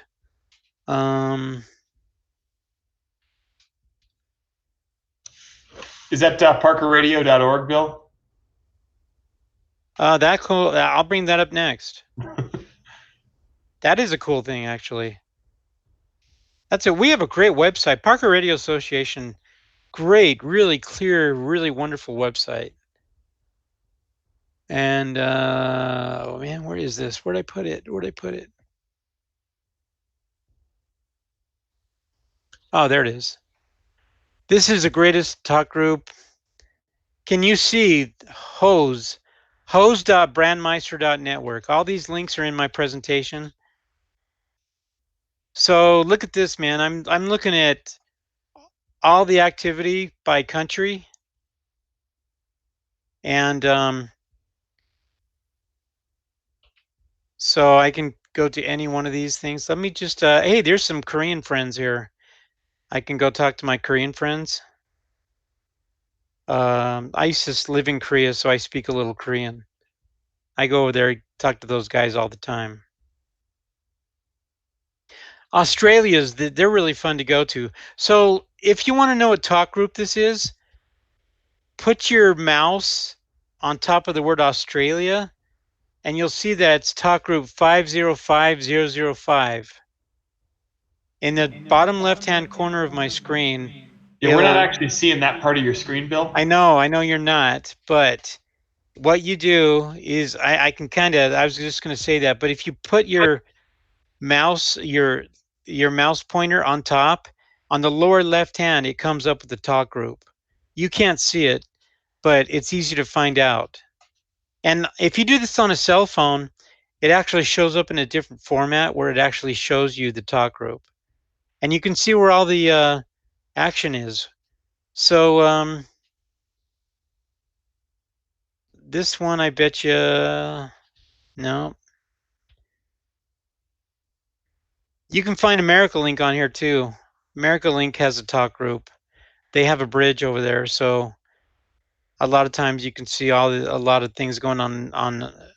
The nice thing about this though is I can go to Europe, and let's say I want to talk to UK. And look at all the talk groups for United Kingdom is anything with 234 and 235. And a lot of times you're going to see DMR IDs follow the same kind of format. So you get to know these talk groups pretty good. But I just wanted to show you, that's how I find out what to do. So you're up late at night, you want to get on the radio, you don't know what to do, you get on your radio, get on your hotspot, and away you go. So this guy here is talk group 23525. So Tuesday. let me do something else now. I'm going to do the same thing. This is one thing I want to present really quick. This is cool. And while he's thinking, shout out to PCI again. Hi, John.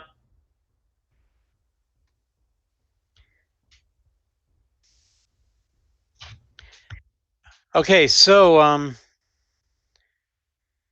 this is my PiStar interface. All right. Right now, I'm on Brandmeister Talk Group something. I'm in a room that's connected to Brandmeister Talk Group 31088. It's somewhere up north. It's just a room. I don't want to be on this room. I want to be on Colorado Megalink. So what do? I issue my wires X command, and this is not the open. This is PiStar. So I got to get to the frequency. I issue my command, wires X.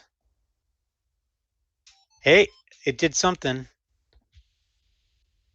All right, I'm going to put in the talk group, which is 2, 3, 1, 6, 0. All right, I hit enter or AMS, and if you can follow with me, I'm going to. Can you see the YSF? Can you see this area down here? Room Yeah, we USBM. can see the full screen. Okay, full so PiStar. right down here in the bottom left, you're going to look at the room. Watch the USBM TG. I'm going to hit right now. 3, 2, 1, go. Now it just switched. Now I'm on US Colorado. Whoa, cool. Yeah, Wires X. So that is having a lot of fun with your Fusion radio outside of the Yaesu world, opening up a whole new world to you. Hey, Bill, that's really good stuff. We're creeping up on about the hour 50 mark. Just wanted to see about how much more time you may possibly need. I am coming to the end. It's All perfect right. timing. This is fantastic. Is it the Fusion finale? You know, let me see what kind of Fusion finale I can come up with. Oh, man, I didn't want to do that one. Maybe this is it. Who knows? Okay, let's go. Wow, it started my slide over. Oh, man, I'm like, let's get this.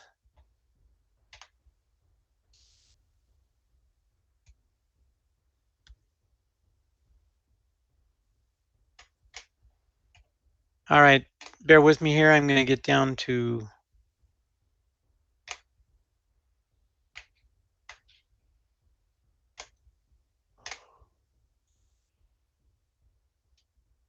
I'm trying to figure out how to present this, but let's just see what I have left. And the only thing I have left really is nothing really. I just want to show you these links. On the last slide, if you can download my presentation, all the links I talked about, my most favorite ones, they're right here. And notice that I have Parker Radio Association Colorado Mega Transcoder link on the air on the very top. Amen. That is a good one. That is a good one because it'll tell you how you can get involved with the different digital aspects of how Parker Radio Association is involved. So not only, let me just say, this is my finale here. Not only do we have the whole mega link in the Parker Radio Association transcoding system, and that's all going on. So even if you don't have a hotspot, you can take part of that talking to people on DMR or Fusion or DStar. It doesn't matter. But then with Wires X, you've learned how to manipulate Wires X and learned how to put the nodes into the rooms. And understand with Wires X, you're putting a node into a room and taking it out of a room and putting it in a different room. But with YSF, you're going in with a Fusion reflector and you're getting in to a back door into that same room. So you're actually going into that room that's probably already that node. No, you're not going into a node. You're definitely going into a room. It's a back door into a room. Or you can go into that FCS method, or you can go into Brandmeister and just forget the whole Yaesu thing altogether and start having fun with DMR. And then in the future, maybe we'll cover DStar. I probably can come up with a little bit more add-on with DStar. I'm playing with it right now, and I'm learning a lot about DStar, so I'm pretty excited about it. But this makes you a total participant and getting involved in digital radio and manipulating your own world. You're actually taking control of your own radio with a handy talkie and open spot, and you're cruising all around the world, going in DMR, going into Fusion, going into whatever.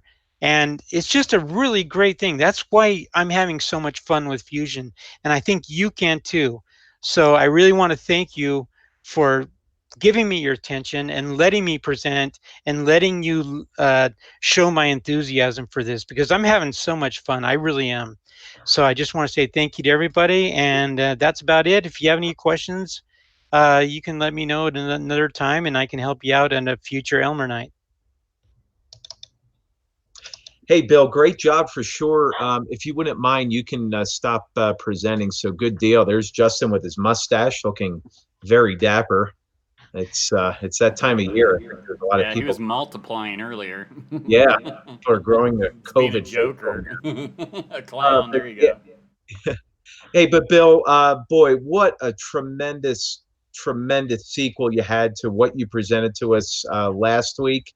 A lot of great stuff in there, and boy, the questions and the chat within the YouTube live chat room, just absolutely fantastic to see. And I want to thank you for just another home run presentation for us, and going to give you the round of applause for sure. You just did a fantastic job. We're glad you're there, and got Mike Tyson on with us now. That was pretty cool. Good job, Bill. Thanks, Bill, everybody. yeah, Bill, just Ah, fantastic job, and I think it's a testament to the membership within the Parker Radio Association, just how amazing our membership is. It's members like Bill who are passionate about certain aspects of the hobby that give amazing presentations. And boy, we've really been fortunate over the last 2 weeks. And it's obvious Bill put a tremendous amount of hard work into it. So, Bill, certainly want to thank you again, and much appreciated for all your hard work over the last 2 weeks. Excellent. Hey, I just want to show you really quick. Yeah. Oh. Hey, I have an Anytone as well. I love this radio, by the way. It's not just Yaesu, man. I swing both ways, guys. Nice moto there. Nice. I'm not the only one. If you need to get a hold of Bill, he's always on the Colorado Mega talk group. Yeah, I like to listen in on whenever I can. And that's the beauty of the hobby. I mean, it's such a buffet of different things, and obviously exploring the different modes between Fusion and DMR and D-Star and P25. I mean, all kinds of good stuff out there. Well, I want to kick it around to our illustrious leadership group. You can tell Justin's having some fun with some camera features. Justin, anything you want to add before we conclude tonight? Well, I think Bill did a great job. I'd like to thank all the fans, thank the YouTube channels, subscribe, like, comment. Appreciate it. And Justin always dresses for the occasion, so good job there, hey, Justin. At this point in the stay-at-home world, you got to have fun with the camera. Yeah, absolutely. I like the Mike Tyson one. That was pretty good. Next, we'll throw it over to Wayne and N0AD. Wayne, any pearls of wisdom before we wrap up?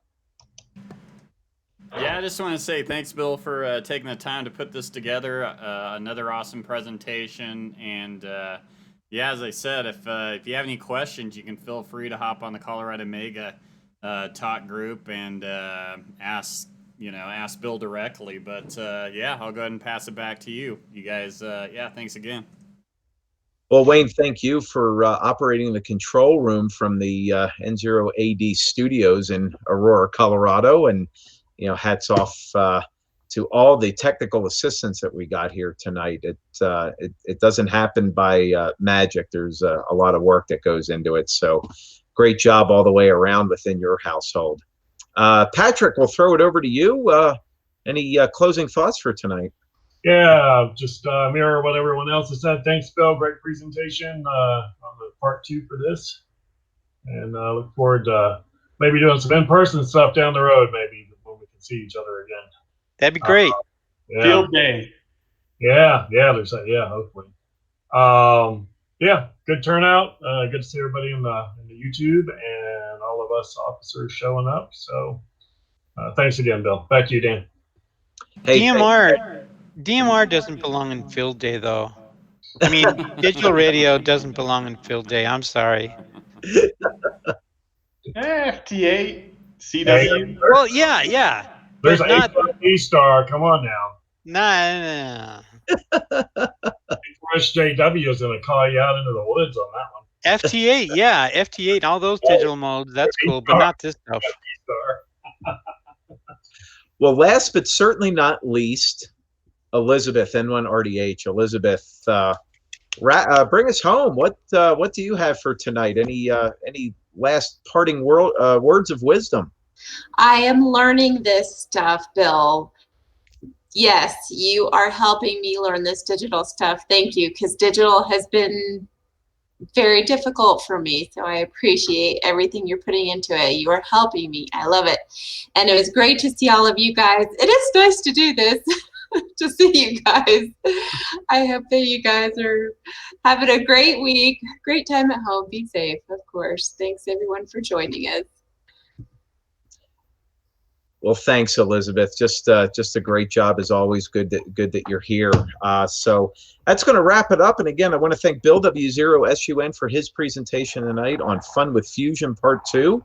And for more information on the Parker Radio Association, be sure to check out our website, www.parkerradio.org. I'm Dan N2SRK saying 73, and we'll see you next time. Good night.